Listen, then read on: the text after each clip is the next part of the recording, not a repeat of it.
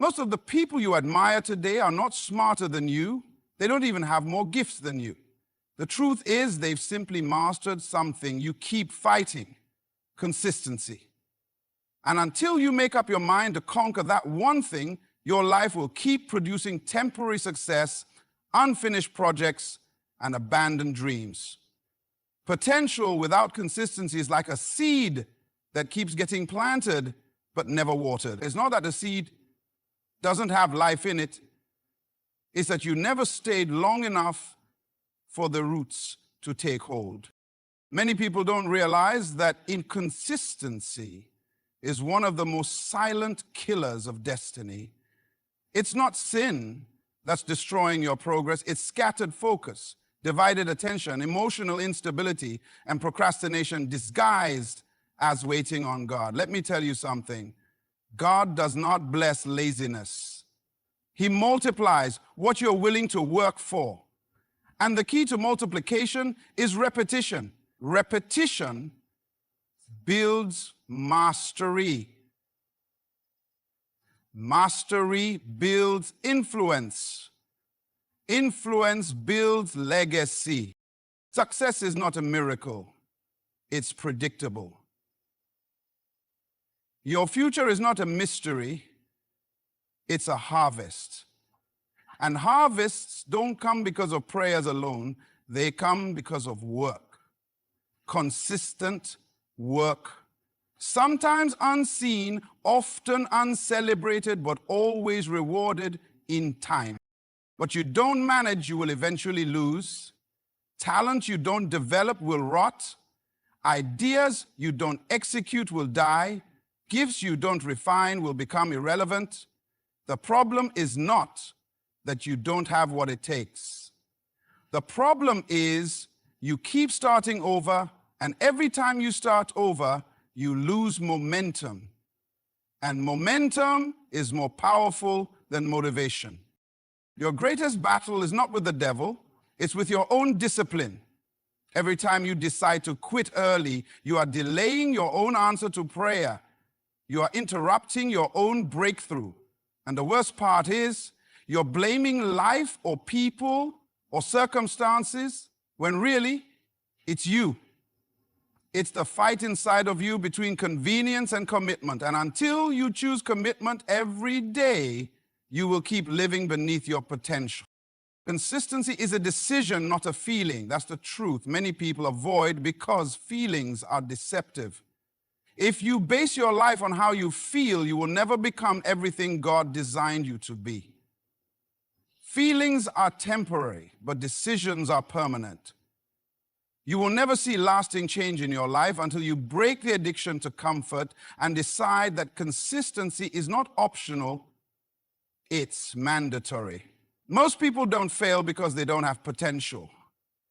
They fail because they made a habit of following their feelings instead of their vision. Your feelings can't see your future, but your decisions can build it. We live in a generation that glorifies motivation but ignores discipline. Everybody wants to feel excited about their work. Everyone wants to feel inspired to start something new, but the most successful people on earth, the people who leave a mark that cannot be erased, are not those who started with excitement. They are those who kept going when the excitement was gone. You don't have to feel like praying to pray. You don't have to feel like studying to study. You don't have to feel like building to build. If you are waiting for your emotions to support your progress, you are already defeated. The people who accomplish great things are not superhuman. They have simply mastered the art of making decisions that ignore the mood of the moment. Every breakthrough you're praying for is on the other side of consistency. And consistency is born when you choose to act on your convictions instead of your convenience. Convictions build character. Convenience builds comfort. And the problem with comfort is that it quietly kills growth. That's why some of you have started things and stopped over and over again. You started writing the book, but stopped because you didn't feel creative anymore. You started working on your health, but gave up when you didn't see fast results. You started building your business, but abandoned it when challenges showed up. And every time you quit, you are training your mind to believe that inconsistency is acceptable. But you can't have commitment and comfort at the same time. You will have to choose one. When you make a decision to be consistent, you are not just making a promise to yourself. You are entering into agreement with your future. That's what most people don't understand. Your decisions today are conversations with your destiny. And the future only responds to people who show up daily, not occasionally. Think of a farmer planting seeds. The harvest doesn't show up because he plants one day and then forgets about it. It comes because of daily work, plowing, watering, protecting the seed, even when nothing seems to be changing on the surface. The seed responds to consistency, not to emotion. And your gift works the same way. Your purpose is waiting for you to stop starting over and start following through. Do you really think that people who succeed always feel like it? Do you really believe that people who build lasting influence are always excited? No. What separates them is that they made a decision that their future matters more than their excuses. They don't live by feelings, they live by purpose. And that's why everything starts falling into place. Not because life gets easier, but because their character gets stronger. Consistency is not magic, it's management. And God does not bless what you pray for, He blesses what you manage well. If you're praying for a future you're not willing to work for, you're wasting your own time. The door to success is unlocked by people who decide to knock every single day, whether they feel like it or not. And the longer you practice consistency, the more natural it becomes, until eventually success starts chasing you. Not because you're special, but because you refused to quit. Inconsistency silently destroys potential and destiny. It doesn't scream, it doesn't make a loud announcement, but it works like a slow leak in a tire. You don't notice it at first, but eventually you're stranded on the side of the road wondering why your life isn't moving forward. It's easy to blame people, to blame circumstances, to even blame God for delays and disappointments. But more often than not, the real issue is inconsistency. The greatest tragedy of life is not death, it's wasted potential. And potential is wasted every time you abandon something that was supposed to grow. It's dangerous because inconsistency gives you just enough progress to make you feel good, but never enough to produce lasting change. It's like planting a seed, walking away for weeks, then showing up again expecting fruit. That's not how growth works. Anything you neglect dies. Relationships you neglect break down. Gifts you don't develop become outdated. Visions you don't pursue become distant dreams instead of living realities. And the danger is the world will never know what you could have been, because inconsistency robs both you and the people assigned to your purpose. You have to understand that your life is not just about you. Your discipline affects generations. There are people right now waiting on the other side of your obedience. But every time you choose inconsistencies, you delay their breakthrough too.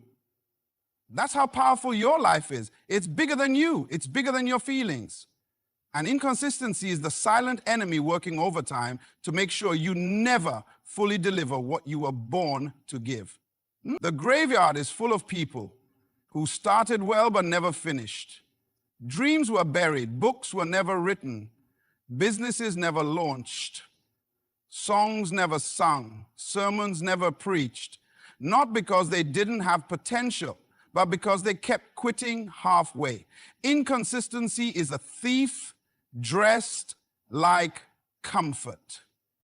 One of the most dangerous lies you can believe is, I'll do it later. Later is the enemy of greatness. Later creates habits of delay, and delay kills momentum. You don't lose your future overnight. You lose it in small moments of compromise, small moments of hesitation, small decisions to take shortcuts instead of showing up fully. And the problem is, inconsistency often disguises itself as wisdom. You'll start convincing yourself, maybe this isn't the right time, or maybe God doesn't want me to do this, when really you're just afraid of discipline. Let me tell you, the devil doesn't need to stop you if you keep stopping yourself. Everything God has placed inside of you is designed to grow, but it cannot grow in a life that refuses to be steady. That's why the enemy of your purpose is not always sin. It's inconsistency. You can have the right goals, the right talent, the right connections, but none of it matters if you don't learn how to be faithful. And faithfulness is proven in consistency, not emotion. God doesn't reward people who occasionally show up. He rewards people who don't quit, even when they can't see the result yet. If you're wondering why things keep falling apart, don't just look at your environment. Look at your patterns. Your future is hidden in your daily habits, and your daily habits are shaped by your commitment to consistency. You can pray all day, but prayers without discipline are empty words. God multiplies what you manage, not what you wish for. Inconsistency is not just a bad habit. It's an enemy to your assignment. And until you recognize it for what it is, you keep wondering why your life feels stuck. When the truth is, it's not life that's stuck, it's you. God multiplies what you consistently manage, not what you occasionally touch. This is a principle most people overlook, because they assume that just having a dream or saying a prayer is enough. But God is not in the business of multiplying neglect. He multiplies stewardship.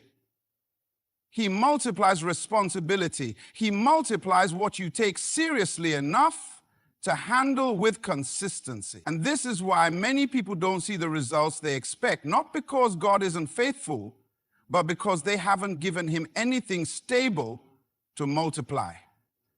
God is not obligated to bless what you're not willing to manage with diligence. Think about it. If you were to give a child a seed, that seed has everything in it to become a tree, to produce fruit, to bless others. But if the child keeps throwing the seed around, sometimes planting it, sometimes digging it up, sometimes watering it, and then forgetting about it for weeks, will that seed ever become what it was designed to be? No. Not because the seed is defective, but because of mismanagement. And this is exactly how many people handle their gifts, their visions, their relationships, their opportunities. They don't treat them as sacred assignments. They treat them as casual hobbies. And you cannot expect the God of order to bless disorder. Management is proof that you believe in your future. If you truly believe God has a plan for your life, your habits will show it. What you consistently manage reveals what you truly expect. If you're inconsistent with your time, inconsistent with your focus, inconsistent with your commitments, you're sending a message to God that you don't really expect much to come from your efforts. But when you discipline yourself to show up even when it's hard, when you decide to keep building even when you don't see immediate progress, you are telling heaven, I'm ready for multiplication. The story of the talents in Scripture teaches this clearly. The master gave his servants different amounts, not based on favoritism, but based on their ability to manage. And when he returned, he didn't reward them for what they started. He rewarded them for what they multiplied. The servant who hid his talent didn't lose it because of the devil. He lost it because of mismanagement. And many people today are burying their potential under excuses, fear, and inconsistency. And then they wonder why nothing is growing. It's because God does not multiply what you're too lazy to develop. Some people keep praying for God to bless their business, but they haven't been consistent in planning. Others ask God to bless their family, but they don't consistently invest time in their relationships. Some want God to open doors for their gifts, but they don't consistently refine those gifts. Heaven is not moved by talent alone. Heaven is moved by stewardship. What are you doing with what you've been given? Are you managing it daily, or are you touching it only when you feel motivated? Everything in life operates by this principle. Farmers know it. Athletes know it. Artists know it. Success doesn't come from inspiration alone. It comes from consistent management of what you've been assigned. Even in the kingdom of God, promotion doesn't come from just having potential. It comes from faithfulness. Scripture says, if you are faithful over a few things, I will make you ruler over many. Notice it doesn't say if you are emotional over a few things or if you pray over a few things. It says faithful, steady, committed, your prayer life, your business, your relationships, your health, all of it requires management before it will ever experience multiplication. And the beautiful thing is that when God finds someone who can be trusted with consistency, He opens doors that no man can shut. He takes your little and makes it much, not because you're lucky, but because you've proven you can handle more. Multiplication is not accidental, it's intentional. And when you give God something consistent to work with, you position yourself for blessings beyond what you could ever imagine. Success is not a miracle. It's the predictable result of disciplined repetition. It's amazing how many people are still waiting for something magical to happen in their lives, as if one day success will knock on their door without warning, without preparation, and without effort. But life doesn't work like that. God doesn't operate like that. The principle of growth is not hidden. It's right in front of us. Whatever you repeat, you master. And whatever you master, you multiply. That's why consistency is not just about doing something once or twice. It's about building a pattern strong enough that success has no choice but to follow you. Look at any area of your life where you've grown. It happened because of repetition. Whether it was learning to read, write, work a skill, develop a gift, or even forming habits of discipline, it didn't happen overnight. Repetition builds muscle, spiritual, mental, emotional, and even relational muscle. You can't build strength by lifting weights once a month. You can't build wealth by saving money whenever you feel like it. You can't build strong relationships by only talking when it's convenient. Growth in every area of life responds to repetition, not random effort. Many people confuse sudden visibility with overnight success. But what they don't see is the years of disciplined work behind the scenes. What looks like a miracle is often just the harvest of quiet, unseen, disciplined repetition. That's why you should never compare your beginning to someone else's middle. You don't know how many times they failed. You don't know how many early mornings and late nights it took for them to build what you're now admiring. And if you want that kind of success, it won't come by accident. It will come by principle. Even God shows us this pattern. Creation itself is the result of intentional process. God didn't speak the entire world into existence in one word. He followed a process, day by day, adding one thing at a time, building a rhythm of creation. And if God operates by principle, why do we think we can live by emotion and still succeed? Discipline creates predictability, and predictability, God honors what you repeatedly commit to, not what you randomly attempt. One of the greatest mistakes people make is believing that repetition is boring. But repetition is not boring when you remember why you're doing it. Purpose gives repetition meaning, Every time you show up, even when you don't feel like it, you're building something bigger than the moment. And while others may be looking for shortcuts, you building a foundation so strong that when success arrives, you won't be shaken by it. You'll be ready to carry it. Think about it. A musician doesn't master their instrument by playing only when inspired. They play scales daily, over and over, until their fingers move by instinct. A builder doesn't create a house by laying one brick and walking away. They lay bricks over and over, one by one, until the vision becomes reality. Your life is no different. If you want to build something that lasts, you must commit to doing the right things repeatedly, even when it feels ordinary. The extraordinary is hidden inside the ordinary. That's done with discipline. Discipline is the currency of success. It's the invisible force that turns small actions into massive results over time. And repetition sharpens your skills, develops your character, and prepares you for moments of opportunity that others miss because they weren't consistent enough to recognize them. Doors don't open just because you knock once. They open because you keep knocking until the one assigned to you is unlocked. This is why everything in your life begins to fall into place when you decide to live by principle instead of emotion. You don't need a miracle, you need a decision, followed by discipline, powered by repetition. And if you can commit to that, success won't be able to avoid you. Your greatest enemy is not opposition, it's your lack of discipline. Many people think that the reason they haven't achieved their goals is because of external resistance. They blame the economy, they blame other people, they even blame the devil. But in reality, the biggest threat to your future is not what's happening around you, it's what's happening inside of you.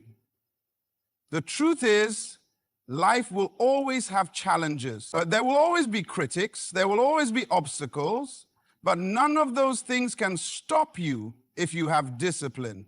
The absence of discipline is the silent sabotage of destiny. Most people lose not because of what others do to them, but because of what they fail to do for themselves. You don't fail because of a lack of opportunities. You fail because of a lack of preparation when the opportunities come. Discipline is preparation in action, and preparation builds confidence. If you don't prepare, you'll panic when doors open, because you'll know deep down that you haven't done the work to sustain success. God won't open doors for people who won't steward them. You can't pray for influence and then refuse to be disciplined in private. God promotes the prepared. We don't like the word discipline because it sounds harsh, but discipline is not punishment, it's protection. Discipline guards your future from being wasted by temporary distractions. It's not there to hurt you, it's there to build you. Every time you choose discipline over comfort, you're building a future that's stronger than your excuses. And until you develop that personal commitment, life will keep frustrating you. It's not that you're cursed, it's that you're inconsistent. Your gift is there, your potential is real, but potential without discipline is just potential. It doesn't transform into reality until you decide to govern your actions, your thoughts, and your time with intentional focus. Discipline is also the separator between people who dream and people who achieve. Everyone has dreams. Everyone has visions of success in their mind. But dreams are cheap without discipline. Discipline is the cost of greatness.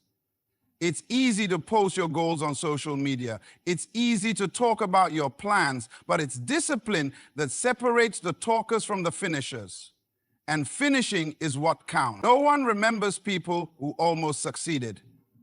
They remember those who crossed the finish line, not because it was easy, but because they refused to be ruled by emotions and convenience. Even when you pray, God will not override your responsibility to be disciplined. Heaven responds to order. Heaven responds to structure, and your discipline is a form of order that positions you for favor. Many people are asking God for favor while living lives full of disorder. They want success without systems. They want promotion without preparation. But the principle is clear. If you are faithful over little, you will be made ruler over much. Faithfulness is another word for disciplined consistency. And when you embrace that as your lifestyle, everything begins to align according to purpose. The enemy loves undisciplined people because he doesn't have to destroy them, they destroy themselves. You can't be praying for God to elevate you while refusing to elevate your standards. You can't want new results with old habits. You have to be willing to confront yourself before you confront anyone else. Your lack of discipline is not anyone else's responsibility. It's not your parents' fault. It's not society's fault. It's your decision every single day. And the beautiful thing is that once you master discipline, opposition doesn't matter anymore. Because you'll be so focused, so driven, that what used to distract you won't even have your attention anymore. And discipline is freedom. It's not bondage. It's the pathway to the life you've been praying for. When you choose discipline, you're not limiting your life. You're shaping it. And when you live a shaped life, molded by consistent principles, guided by intentional focus, you position yourself for blessings that are not temporary but permanent. Everything you desire, everything God has placed in your heart is already within your reach. But it will not come through emotion, shortcuts, or empty wishes. It will come through a decision to be consistent, a commitment to manage what you've been given, a determination to repeat the right actions until they produce the right results, and the discipline to govern your life according to principle, not feeling. The life you want is on the other side of the choices you make every single day. You don't need another motivational speech. You need a conviction that you refuse to quit until you see what God promised you. Success is not given, it's built. And I believe you have what it takes to build it. Good luck on your journey. Stay faithful to your purpose, and thank you for listening.